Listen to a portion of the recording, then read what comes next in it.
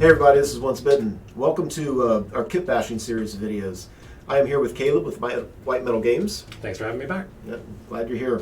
So in this series, we're going to do something that Caleb says is his area of expertise and his real joy in this whole hobby, and that is kit bashing. Kit bashing. We're definitely well known for it here. We get a lot of requests from clients about how to kit bash models, and it's something that we always like making models unique. So when you explained this concept to me, I was very excited about it, and I remain excited. And my primary job today is just to hear some of your ideas, and then to sort of like talk about how we can make this happen. Yeah, I'm excited about that. I've had some of these ideas for the last 6 or more months, and it's been fun. I like the idea of building a big, beautiful centerpiece for an Empire army. Okay. And I had a Celestial Hurricanum from Games Workshop, and yeah. I think that's a beautiful model, but I already have one. Sure. And so I wanted to start off with this and then go somewhere with it. So you want something that stands out from your normal model, and it's sort of a centerpiece for your collection. Yes. Makes sense. Yeah. So I'll start with my ideas. Okay, great.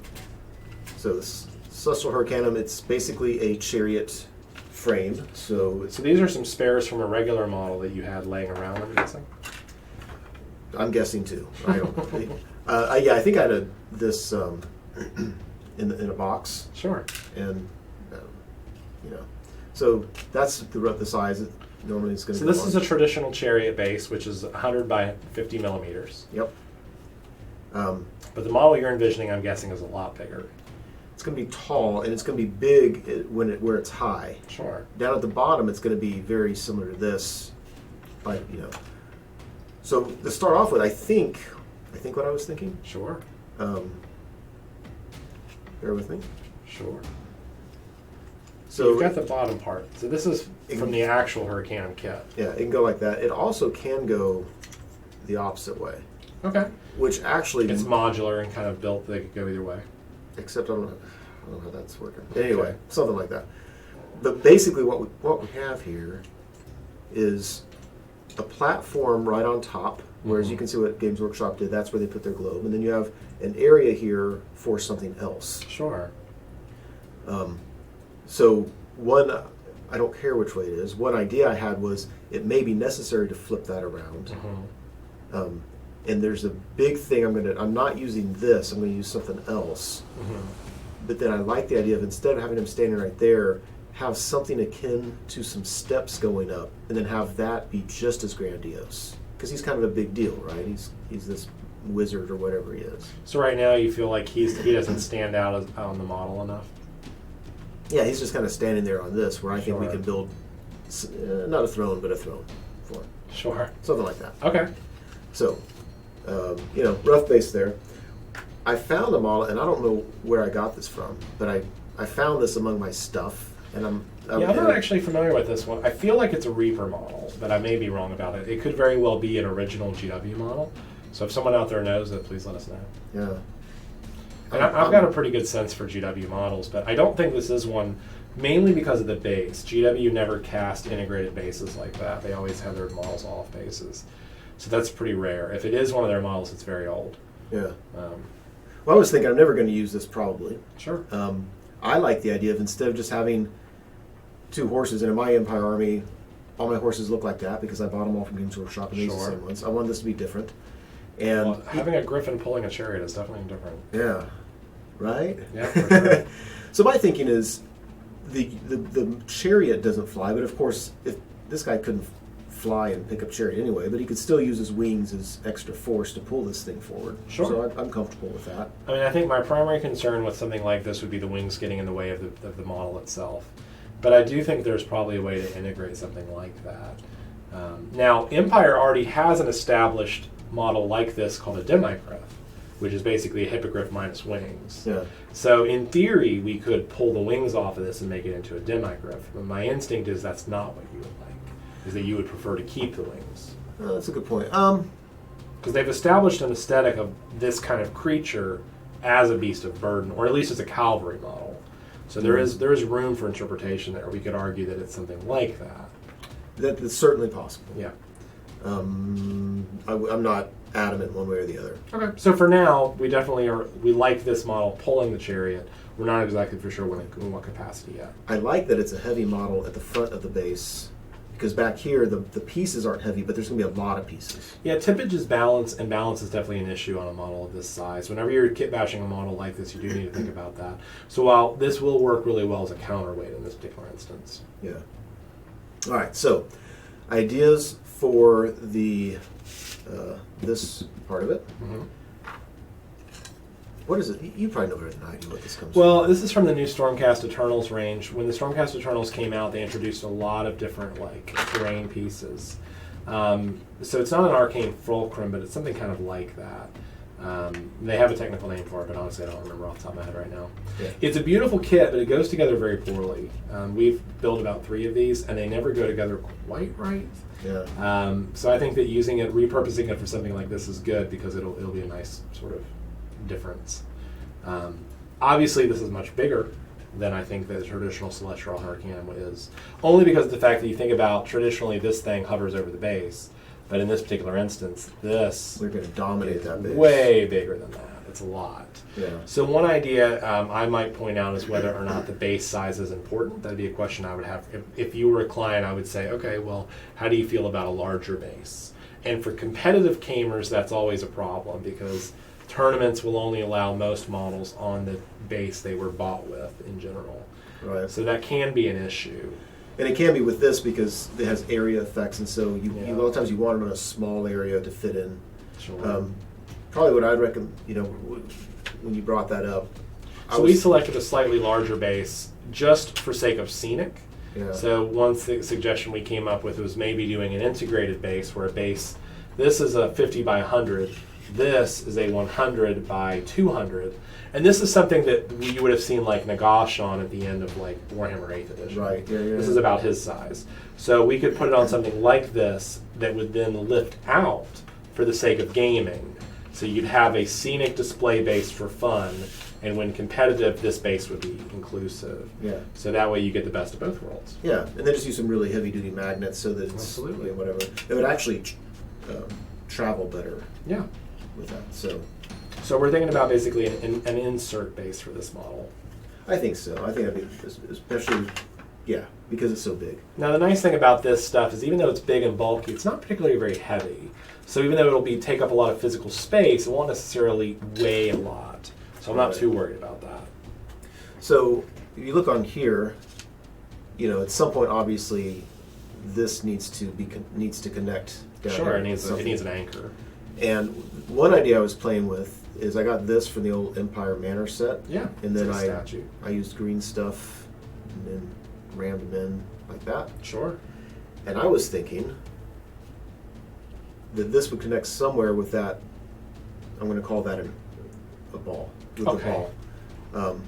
And then the idea occurred to me because I found this among all my toys. Now this is from the Skaven Plague Furnace, and it's actually a really coveted piece because it's surprisingly valuable on eBay from resellers. Mostly because it's such an aesthetic piece. It's very cool looking. And I've already modified it. Like I shaved off all the little pokey bits because I didn't want that. I didn't mind it looking like there's metal encasings because this that would make sense. But instead of swinging down like a pendulum, I was envisioning the opposite. So maybe something like this. So it's almost kind of swinging upwards, or not even really swinging, but more like it's being held and it's suspended in this cage. Right. So then, it's... So do you imagine this is like the smoking heart of like a star, or do you imagine this is like a ball of energy? Sure. So one thing I would sort of point out is that obviously if it was magical fire or something like that, smoke would drift up.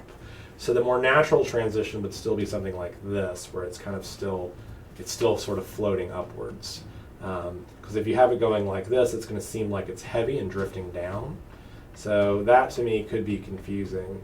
But it doesn't have to go one way or the other. It could also go like sort of sideways or something like that. But I get that what you're looking for is you want this at the heart of the Hurricanum. There's motion there, which is what's great about that. Absolutely. It has a nice sense of motion to it. Like you said, it already has sort of an established aesthetic of size. Yeah, and so something like this basically makes perfect sense to me. And I'm certainly not adamant about which No, you were looking for a means to an end. Let's see, what else? Now these I got and then I gave up on, but I give them to you because you might be able to do something with them. But I basically bought 3 different sizes of wooden balls that I was like thinking, hobby beats or something. Yeah. Yeah. And I was like, stealing kind of this idea, right, Sure. of different planets or whatever. I still don't have a great. I gave up on it because I couldn't figure out how would this actually work and where would it go on that. Yeah, I think that without knowing for sure, I think that adding more to this model, sometimes more is less. You don't want to, sometimes you take away from the idea. Sure. Like this works really well because they have this established aesthetic of all these different planets revolving around, I guess, sort of a star or a heart or something like that. Right. But this could actually, you can go too far. So for the time being, I think your instinct to not put those on is the better instinct. But keeping these around, you never know which way you're going to go with the conversion. Yeah. And actually, I bought these before I bought this thing. Okay. And because this was going to use metal wire to form something round with this, and then I saw that and I'm like, oh, I like that better.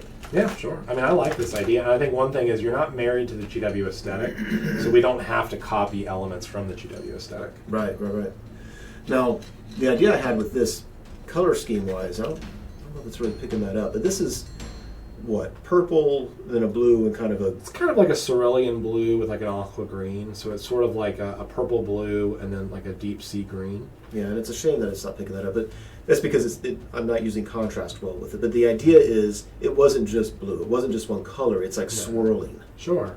So I was trying to, again, I wanted... Kind of in the same way that like when you look at like a galaxy swirling in space kind of thing, you wanted a natural blending of colors. Yes. Yeah, absolutely. So the videos may not show that, but that's there, and I think,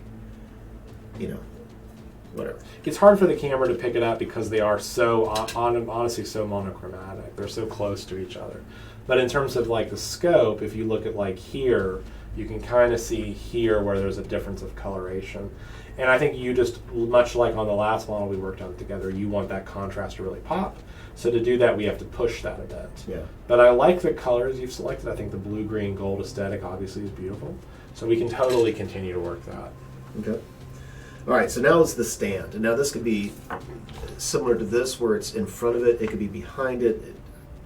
Whatever you can figure out. This is the challenge, I think. So essentially, this is sort of a platform for the wizard in this case to sort of operate the device, or maybe to act as a spotter for the device, or right. And of course, some beginning ideas were what the model came with, which is kind of this like balcony kind of thing. I stole this from a Skaven whatever, and it's just sort of a platform or a door. I don't think I ever would have used this because I could just build it with sticks. And then I thought of this, and this is part of Games Workshop's their vampire. Coven Throne. Coven Throne. It's one of their sort of flying chariots. Right. So then I was like, oh yeah, because if we build that up to where, again, this is a pompous, powerful wizard, and this is the thing that carries him around. So this is feeling to me more like a floating, sort of like a wizard's tower on wheels. Exactly. Yeah. That's exactly what this is. Maybe even using that, I wasn't sure. Sure. So you get what I'm going with there. So I think what you've got here is, for one thing, you want to separate you want his parapet to be on a different level than currently on the Hurricane. You want there to be separation. And you want his parapet to be very pronounced. You want it to stand out a bit. So stuff like this, it could block the user's view of the model. But we could totally use something like this to sort of build up kind of like a staircase or guardrails or something like that. So these kind of elements could be really cool. I think obviously when you start to work in these vampire counts elements, you're obviously transitioning to sort of a darker wizard. He may dabble in the dark arts a bit. Like something like that looks very natural to me. It looks like it's a nice natural, and it should, because that's the way it was designed. Yeah. That's how it was originally meant to go. But these elements feel very, very fantasy to me, which I love. So I think we could totally give him a nice big pompous place to stand. For sure. So I couldn't figure out how to make this work because these stairs bend, and that didn't make sense to me. But when I saw it, I was like, oh, there could be something there. So I suppose in theory, like you could use something like this to also raise up this platform. So for example, we talked about using the statue, but in theory, he might want to access this part of the model. So you could have these coming off the back, sort of like allowing access to this thing back here, and maybe having this as a hidden support for these or something like that. Yeah, that's a good idea. So that would be kind of neat. One idea I had, I forgot to mention these earlier. So these are like the ghosts, not ghosts necessarily. These are from the banshees from the crypt ghoul, or from the same kit those stairs just came from. Right. So again, I looked at these for motion, mm-hmm. and so when we have this set of things, I thought there might be something to play with there. Yeah, sure. Again, I know that I'm throwing things out there that can make it too busy. Well, a lot of times what you're doing is you're pulling all the bits you might want, and then Right. you're using those that do make sense and ditching those that don't. Right. That's exactly. It's okay to pull too much in the beginning because you don't have to use it all. Right. Yeah, you probably couldn't. I brought these from the same set. Yeah, these are like drapes or something. Yeah. from that So coming off the carriage part, I mean, Sure. again, this is just it's frills. It's like they've got more money and power than they should. You know? Yeah, sure. This is a very wealthy wizard out on war, and he wants all the comforts of home. He wants to feel very important on the battlefield. Right. I get you. And then I've got some bits and bobs, but that's really The heart of it. that's the heart of it. So what I'm getting from you is that you want this thing to have a sense of motion. You want it to have a sense of fluidity. You want it to feel like it's in motion. You want generally you want the grandiosity of it to be bigger, and you want everything to be much, much larger. So, for example, the wizard head should have a more pronounced place to stand. The hurricane itself should be much, much bigger with a much brighter energy source at the center.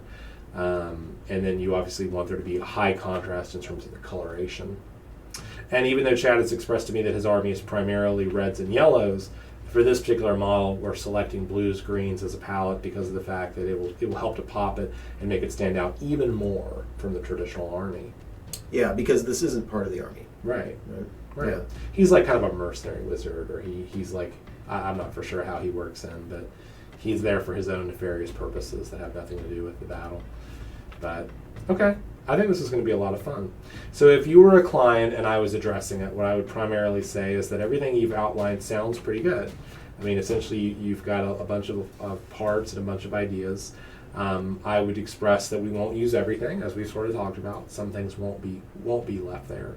You've expressed that you want this model to be playable in traditional games, so it needs to be mountable to a traditional size chariot base, but it can be mounted to a more scenic base for fun. And that everything about this model is going to be a little bit like this but different. So like this but pumped up to 13 kind of. Yeah. Great. Yeah. Okay. I want to beat that model. You want to beat that model. That's right. Okay. Well, I think all of that's totally doable. And without knowing for sure exactly how we're going to put it together, I think the only things I would simply say is that for right now, I think it'll all work together. I think that until we physically get to the point that we're gluing it together, you never really know. So some of these ideas may translate out well, and some of these ideas may need refinement. Yep. But this is where a good project starts, which I think is exactly where you want to be. Yeah. All right, good. So the next time we meet in a month, my guess is it won't be finished. My guess is we'll start the build, and we will provide you with some video, and then you can provide that to everyone who's watching this channel right now, and you guys can follow along on the progress. Yeah. Very good. I look forward to it. Yeah, I can't wait to get started.